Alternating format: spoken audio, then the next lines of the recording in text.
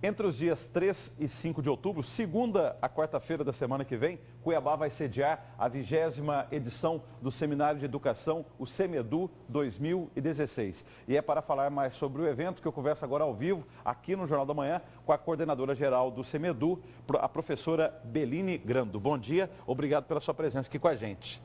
Bom dia. Quando a gente fala de SEMEDU, que evento é esse? Então, o Seminário de Educação do Programa de Pós-Graduação em Educação da Universidade. Então, a Universidade Federal tem um programa de mestrado e doutorado e esse é a 24ª edição. Obrigado aí pela atualização, pela correção aí. Porque... Então, todos os anos, um dos professores, ou grupo de professores, que tem grupos de pesquisa no programa, assume a responsabilidade de coordenar o evento.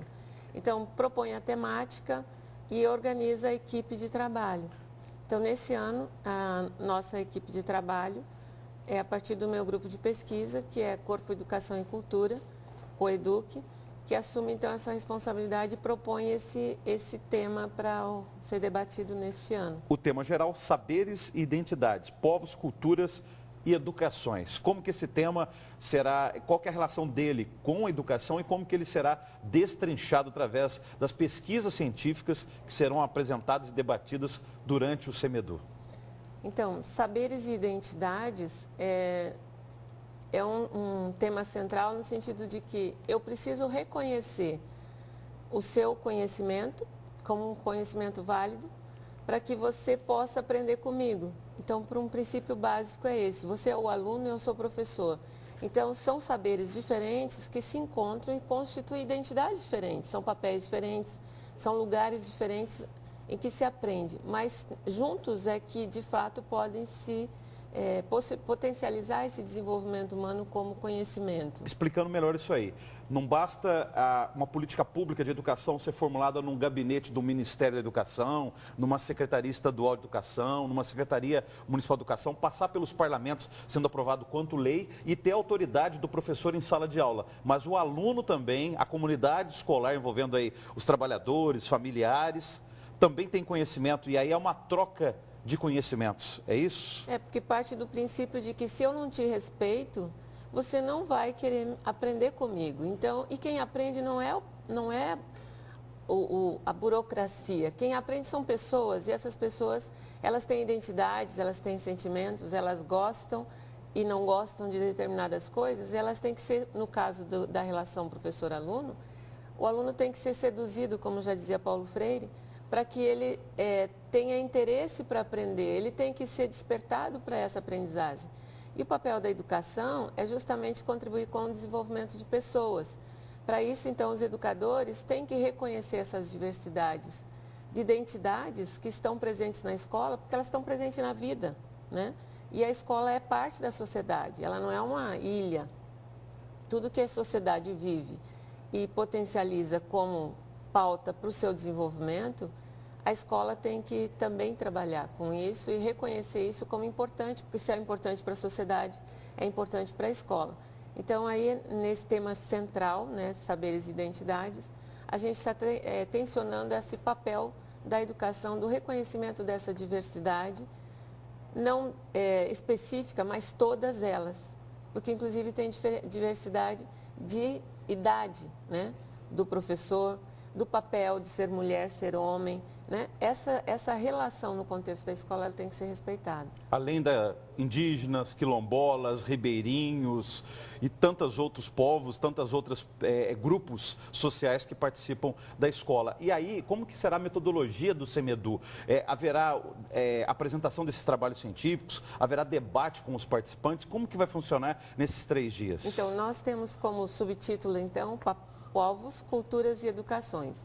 Então, nessa dinâmica de trazer para um público de mais de 2.700 pessoas, que são os que vão se credenciar no processo, nós temos discutindo também as possibilidades de educação que acontecem em outras formas de educação escolar.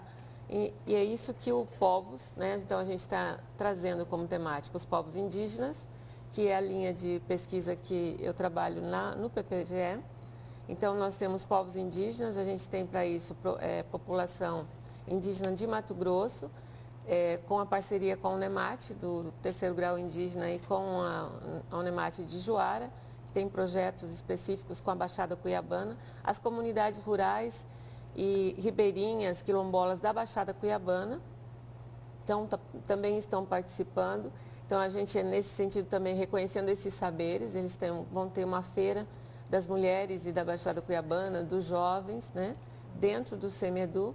E para convidados como palestrantes, para provocar o debate, nós temos conferencistas que, em nível nacional, discutem a educação intercultural, como é o nosso palestrante de abertura, o Dr. Reinaldo Fleury, da UFSC. Ele vai estar pontuando justamente essa questão das questões importantes para pensar os processos de aprendizagem e do currículo da escola, considerando essas identidades na perspectiva da interculturalidade.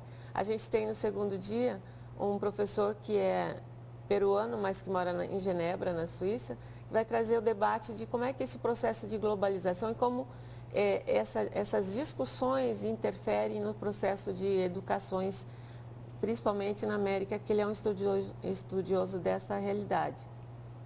E nós vamos ter o professor Bessa, que é um professor do Rio de Janeiro, que estuda a história das línguas indígenas do Brasil. Então, é uma riqueza só com os conferencistas, mas dentro disso a gente tem acontecendo paralelo as mesas centrais, que são as mesas do Centro Cultural, que vão estar presentes todos os dias de 10 às 12 da manhã, e em outros que vão acontecer juntos, como a temática da questão étnico-racial, a questão racial com o NEPRE, que é um grupo de pesquisa da UFMT que está completando 10 anos de debate sobre a Lei 10.000, e a gente tem outras temáticas acontecendo, como esse evento da Unemate e do simpósio sobre fenomenologia. Também à tarde, então, a gente tem esse grupo de professores do PPGE, organizaram 38 salas, para receber esses mais de 780 trabalhos que vão estar sendo apresentados à tarde.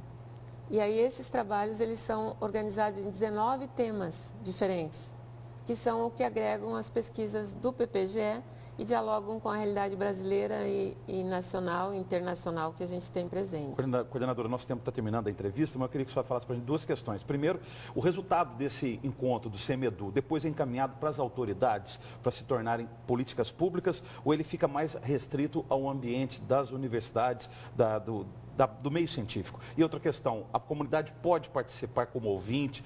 Tem prazo para inscrições? Como que as pessoas participam? Então, as inscrições a gente tem que sempre limitar, porque era para ser 2.000, aí tinham 3.000 e pouco, enfim, a gente conseguiu fechar em 2.700 pessoas. Mas é aberto, então tem uma palestra, você tem a programação, está no site, né, CEMEDU 2016, no site da UFMT, e as pessoas podem participar de diferentes temáticas. Políticas públicas, por exemplo, essas temáticas, a gente vem fazendo um trabalho com a Rede Municipal de Cuiabá, com mais de 450 professores, e no último dia, no dia 5, o município de Cuiabá, com a sua rede municipal, vai estar participando do debate, apresentando seus relatos e experiências no Centro Cultural. Então, a gente tem sempre essa articulação de trazer o debate com convidados de fora, com os professores da universidade e com a rede toda, principalmente de Mato Grosso. Muito obrigado pela presença, bom evento semana que vem, bom fim de semana para a senhora. Muito obrigada.